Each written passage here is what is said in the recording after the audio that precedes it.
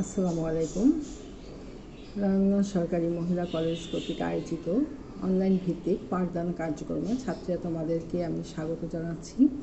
আশা করছি তোমরা সবাই ভালো আছো, নিরাপদে আছো, সুস্থ আছো। যে যেখানে আছো অবশ্যই স্বাস্থ্যবিধি মেনে চলবে এবং নিরাপদে সুস্থ থাকার চেষ্টা করবে। আমি সাজেদা সুলতানা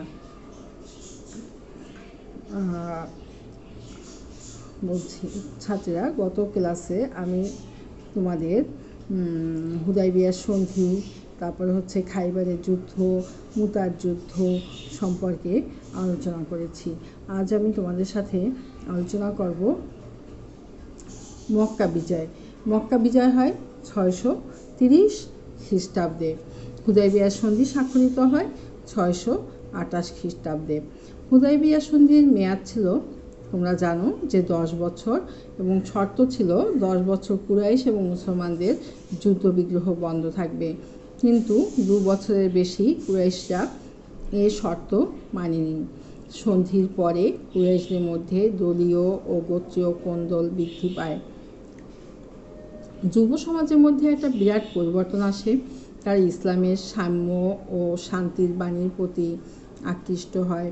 মুহাম্মদ সাল্লাল্লাহু আলাইহি ওয়াসাল্লামের উন্নত চরিত্র, উদারতা, মহানুভবতা ইত্যাদিও তাদের ভাবিয়ে তোলে। খালিদ বিন ওয়ালিদ, আমর বিন আস এবং স্বয়ং আবু সুফিয়ানের কন্যা হাবিবা ইসলাম ধর্ম গ্রহণ করেন। সাধারণভাবে মুসলমানদের সংখ্যা ও ইসলামের শক্তি বৃদ্ধি পায়। হুদাইবিয়া সন্ধির পরে অল্প সময়ের মধ্যে রাসূল সাল্লাল্লাহু আলাইহি ওয়াসাল্লামের বলিষ্ঠ নেতৃত্বে ইসলাম মদিনা রাষ্ট্র আন্তর্জাতিক খ্যাতি লাভ করে। অন্যপক্ষে কুরাইশদের ক্ষমতা দিন দিন ক্ষয় হতে থাকে, কমতে থাকে। এ সময় কুরাইশদের নেতাদের এক হঠকারী সিদ্ধান্তের ফলে মক্কা ও মদিনার মধ্যে সংঘর্ষ অনিবার্য হয়ে ওঠে। বেদুইনদের খুজা এবং বকর গোত্রের মধ্যে সংঘর্ষ হয়। খুজা গোত্র ছিল মদিনার মুসলমানদের মিত্র। হুদাইবিয়া সন্ধির একটি শর্ত ছিল যে আরব দেশের যে কোনো গোত্র ইচ্ছামতো মুসলমান বা কুরাইশদের সাথে মিত্রতা করতে পারবে, কিন্তু এক্ষেত্রে কুরাইশরা বকর গোত্রের সাথে যোগ দিয়ে খুজরা গোত্রকে আক্রমণ ও ক্ষতি সাধন করতে সাহায্য করে। খুজরা গোত্র মদিনার রাসূল সাল্লাল্লাহু আলাইহি ওয়াসাল্লামের সাহায্য ও হস্তক্ষেপ কামনা করে। এতে হযরত মুহাম্মদ সাল্লাল্লাহু আলাইহি ওয়াসাল্লাম কুরাইশদের নিকট দূত পাঠিয়ে বকর গোত্রের সাথে সম্পর্ক ছিন্ন করতে এবং খুজরা গোত্রের ক্ষতিপূরণ করার আহ্বান জানান। তিনি দূত মারফত আরও জানান যে কুরাইশরা তার আহ্বানে সাড়া না দিলে তিনি তাদের হুদাইবিয়া সন্ধি বাতিল ঘোষণার অনুরোধ করেন। কুরাইশরা হঠকারিতার পরিচয় দিয়ে হুদাইবিয়া সন্ধির বাতিলের প্রস্তাব গ্রহণ করে। এতে হযরত মুহাম্মদ সাল্লাল্লাহু আলাইহি ওয়াসাল্লামের পক্ষে মক্কার কুরাইশদের বিরুদ্ধে যাত্রা করা ছাড়া আর কোনো উপায় থাকে না। তিনি তখন মক্কা বিজয়ে অনুপ্রাণিত হন। তিনি বুঝতে পারেন, পবিত্র মক্কা নগরীতে নিয়ন্ত্রণ প্রতিষ্ঠা করে কাবাঘরকে পৌত্তলিকদের প্রভাব থেকে মুক্ত করতে না পারলে আরবে ইসলামের প্রচার ও প্রসার সম্পূর্ণ হবে না। তাই তিনি মক্কা আক্রমণ করার সিদ্ধান্ত নেন। হুদাইবিয়া সন্ধি বাতিল ঘোষণা করে কুরাইশরা চরম হঠকারিতার পরিচয় দেয়। প্রকৃতপক্ষে তাদের মধ্যে নেতৃত্বের দ্বন্দ্ব দেখা দেয় এবং ঐক্য বিনষ্ট হওয়ায় তারা সঠিক সিদ্ধান্ত নিতে ব্যর্থ হয়। কুরাইশদের প্রবীণ নেতা ছিলেন আবু সুফিয়ান। আবু জেহেলের পুত্র ইকরামা নেতৃত্বে অভিলাষী হয়ে আবু সুফিয়ানের সাথে দ্বন্দ্বে লিপ্ত হয়। অতএব মক্কায় কুরাইশরা ছিল দ্বিধাবিভক্ত, এমনকি মুসলমানদের বাধা দেওয়ার ব্যাপারেও তাদের মধ্যে মতানৈক্য দেখা দেয়। ফলে বিশৃঙ্খল মক্কাবাসীরা মুসলমানদের বাধা দেওয়ার আশা ত্যাগ করে ভবিষ্যৎ পরিণতির জন্য অপেক্ষা করতে থাকে।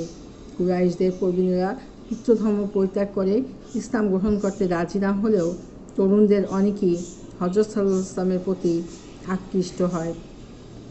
মুসলমানদের বিরুদ্ধে প্রতিরোধ গড়ে তোলার ব্যাপারে কুরাইশদের মতবিরোধতার এটাই মূল কারণ, বা মতবিরোধের এটাই ছিল অন্যতম মূল কারণ। 630 খ্রিস্টাব্দের 6 জানুয়ারি তারিখে হযরত মুহাম্মদ সাল্লাল্লাহু আলাইহি ওয়াসাল্লাম 10,000 সঙ্গী সহ মক্কা অভিমুখে অগ্রসর হন। মক্কায় পৌঁছলে আবু সুফিয়ান এবং আব্বাস ইসলাম ধর্ম গ্রহণ করেন। ইকরামের নেতৃত্বে অল্প সংখ্যক কুরাইশ বাধা দিতে চেষ্টা করেও ব্যর্থ হন। শেষ পর্যন্ত কুরাইশরা দলে দলে এসে আত্মসমর্পণ করে হজরতের নিকট প্রাণ ভিক্ষা করে। হজরত মুহাম্মদ সাল্লাল্লাহু আলাইহি ওয়াসাল্লাম ঘোষণা করেন যে যারা কাবা ঘরে প্রবেশ করবে তারা নিরাপদ হবে। হজরত সাল্লাল্লাহু আলাইহি ওয়াসাল্লামের এককালের পরম শত্রু আবু সুফিয়ান আবেদন করেন যে তার সাথে অন্যান্য সকলের মতো ব্যবহার করলে তার মর্যাদা ক্ষুণ্ণ হবে, তাই তার স্থান বা সম্মান রক্ষার জন্য একটা কিছু করা দরকার। হজরত মুহাম্মদ সাল্লাল্লাহু আলাইহি ওয়াসাল্লাম তখন ঘোষণা করেন যারা আবু সুফিয়ানের ঘরে প্রবেশ করবে তারাও নিরাপদ থাকবে। এভাবে কেউ কেউ কাবা ঘরে, আবার কেউ কেউ আবু সুফিয়ানের ঘরে প্রবেশ করলে সকলে নিরাপত্তা লাভ করে। রাসূল সাল্লাল্লাহু আলাইহি ওয়াসাল্লাম সকলকেই বিনা শর্তে ক্ষমা করে দেন এবং বিনা রক্তপাতে মক্কা বিজিত হয়। যেই মক্কা থেকে রাসূল সাল্লাল্লাহু আলাইহি ওয়াসাল্লাম অল্প সংখ্যক অনুসারী নিয়ে গোপনে হিজরত করে মদিনায় আশ্রয় নেন, 8 বছর পরে সেই মক্কা নগরীতে তিনি বিপুল সংখ্যক সঙ্গী নিয়ে বিজয়ী বেশে প্রবেশ করেন। এখন আমরা আসি যে মক্কা বিজয়ের গুরুত্ব। হযরত মুহাম্মদ সাল্লাল্লাহু আলাইহি ওয়াসাল্লামের মক্কা বিজয় ছিল এক মহাবিজয়। কোনো প্রতিশোধ ছিল না, কোনো রক্তপাত ছিল না। এক সময় যারা তার বিরুদ্ধে অস্ত্র ধারণ করে, যারা তাকে স্বদেশ থেকে তাড়িয়ে দেয়, যারা তার অনুসারীদের বিদ্রূপ করে, অত্যাচার নিপীড়ন করে, যারা তাকে পাগল বলতেও দ্বিধা করেনি, রাসূল সাল্লাল্লাহু আলাইহি ওয়াসাল্লাম তাদের দুর্বলতার সুযোগ নেননি। তিনি সকলকে ক্ষমা করে দেন।